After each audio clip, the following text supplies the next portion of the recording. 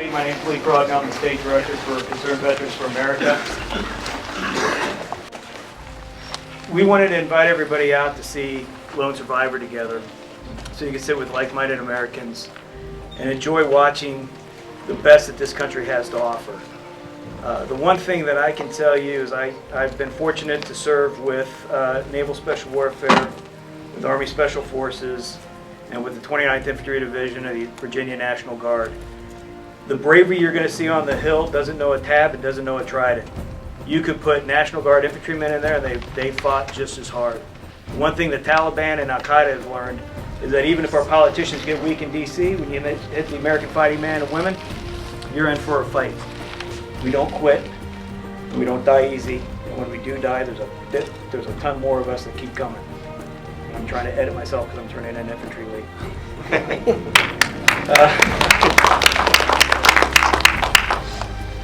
I actually, on my second tour overseas, I told you I was with SEAL Team 5, I had the honor of meeting Marcus Luttrell. That deployment was after what you're going to see on the screen.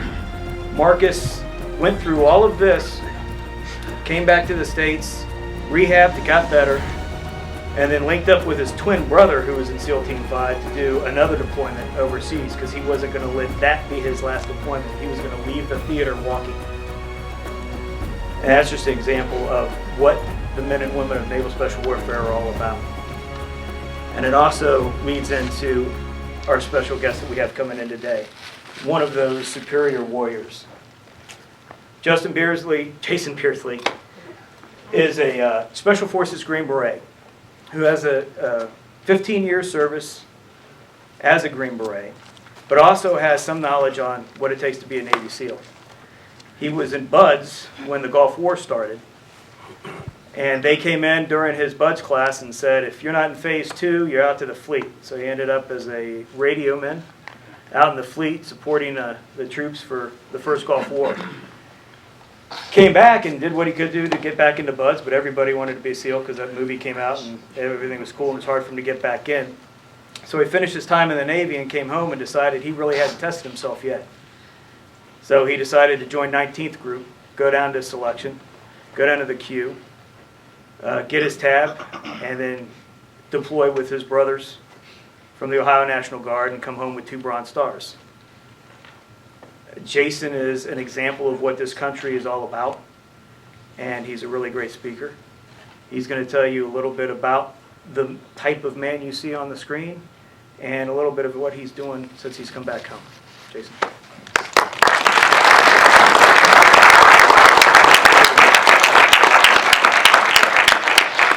Thanks a lot, Lee. I really appreciate that. Can everyone hear me back there? All right. So first, I want to thank Concerned Veterans. I'm actually going to just throw this to the side here. Thanks to the Concerned Veterans for having me out here and really for putting this thing together for everybody. I really appreciate the efforts to bring all the veterans blocks together and really show our support and honor the troops. That we're going to see a little bit of that tonight. But I also wanted to kind of honor the individuals that are here today as well. Also, thanks for you guys for coming out. It's pretty cold out there tonight. Glad you guys all made it out.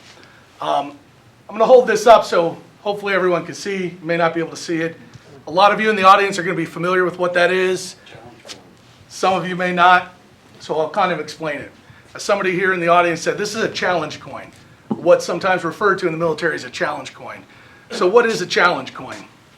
They come in all different shapes, sizes, and sort of forms. But it's a memento carried by service members, and it honors something that was an activity or an event in the past from a command or a commander or maybe a significant battle. And the purpose of the challenge coin is to establish with your partners or someone else, a brother in arms, a bona fides, a sort of verified. I was there, we served, you served together. So when it's presented, a person presents a challenge coin and the proper response is to pull your challenge coin out. So how many people here have served in the military? All right, you guys have your coins on you? Okay, well, we won't get into that. All right, there, I see a couple.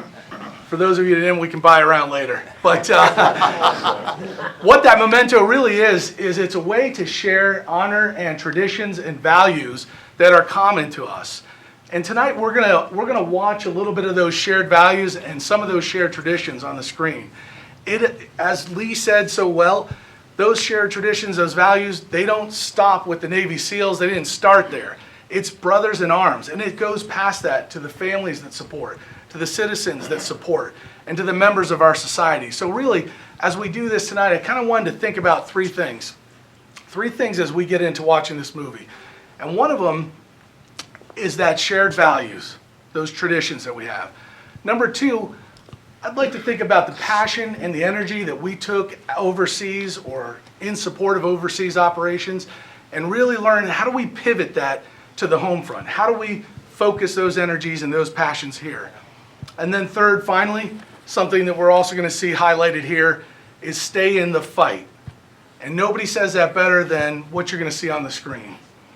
So let me talk a little bit about that. First, you heard a little bit about my background. I spent some time in the Navy, spent some time in the Army, and I really appreciate what our service members have done and who we are as a country.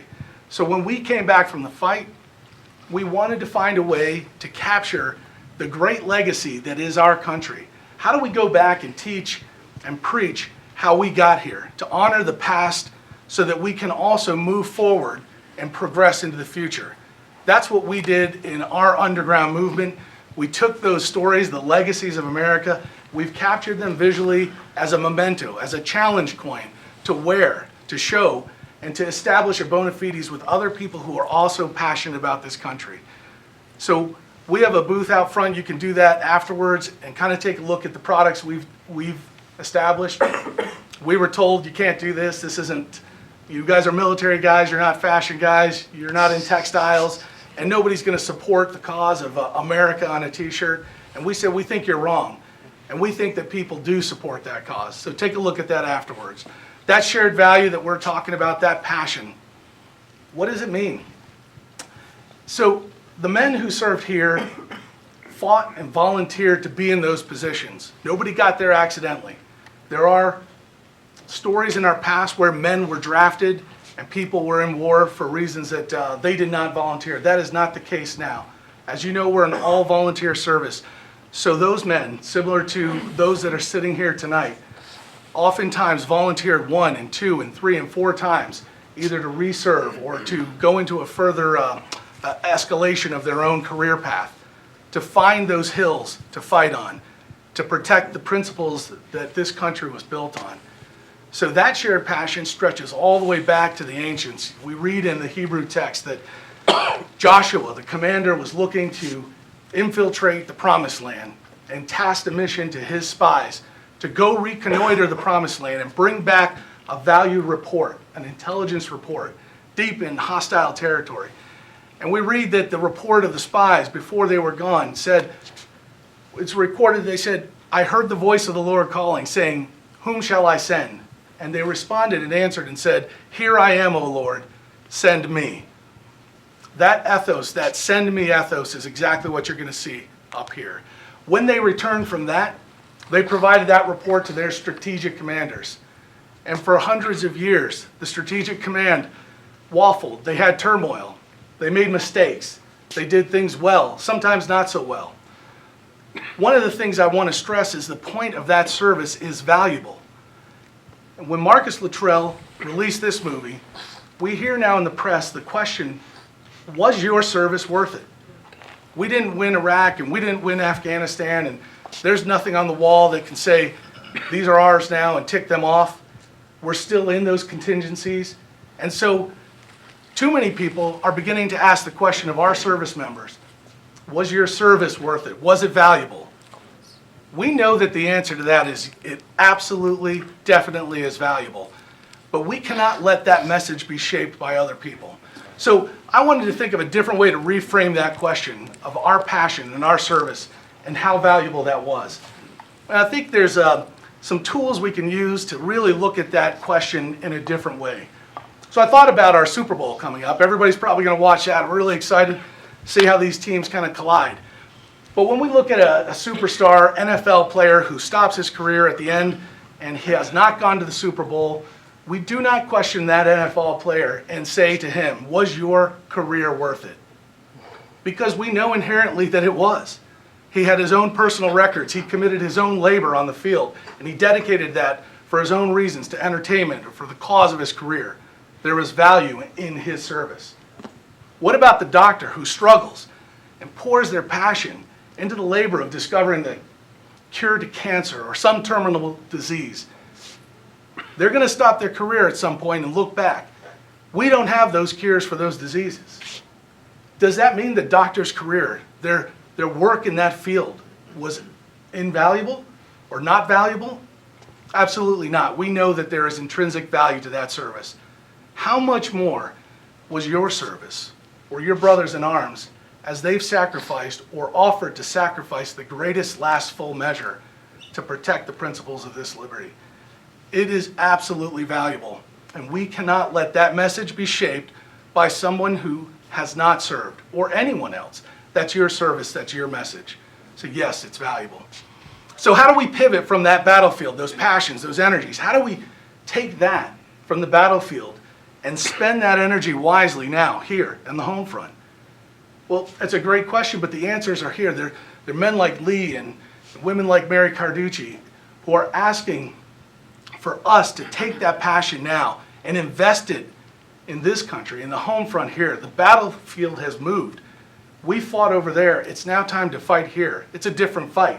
And so it requires as much passion. It requires as much energy. If you've separated, if your service is over, that was valuable service, and now it's time to look forward and take care of the needs on the home front. That's what we're inspired by. That's the passion that drives us with the underground movement. We want people to have the pride in this country that we know is deserving.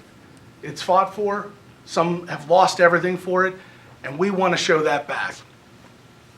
Finally, when we talk about some of these men in here, we're going to see up on the screen really what I think is maybe a touching sentiment from the guys who lost their lives on that hill. And there were plenty more over the course of our wars who have lost their life, who felt similarly. In the fight, Marcus is asked the question, or they're in the middle of the battle, and he says to his friends that we're not out of the fight until we're dead. Stay in the fight. And stay in the fight to me means none of us here are dead. We've honorably served. It's time to move on. To stay in that fight means to re-engage here. So knowing how we got here, understanding what it took to serve and why that service is honorable, we cannot let that message be taken away. And then we continue the fight here. Engage in your local civic body. Engage in the Veterans Affairs groups or the Mill Vets or other great groups that are hoping to get, Al's great group up there has done the workload of trying to get veterans their benefits. So it's things like, how can we help with that? Volunteering or actually showing up at an event like this. That's part of staying in the fight. Everyone's got their own. But it's time to take that service that was so honorable, those traditions and those values, and now spend that passion here on the home front. So as we get ready to watch this, that's what I think is most important. One, understanding that the service is valuable regardless of what happens at the strategic level. Okay, your service was meaningful.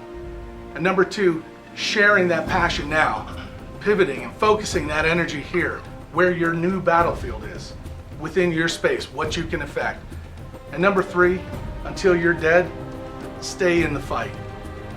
So I'll ask you guys as you're watching this to look at that. After the show, if you guys want to come out, we'll be out front for you. We'll have our shirts there. You can look at what we've done to try to capture your heritage, this American legacy, and let us know how you think. But I'm excited about this. I hope you guys enjoy the movie. It's pretty intense. Has anyone seen it already? All right, so you're in for a ride. But just when you're up there watching it, remember that that same passion, it belongs to all of you. So don't let it get lost there. Don't let it be left up on that hill. All right, thank you.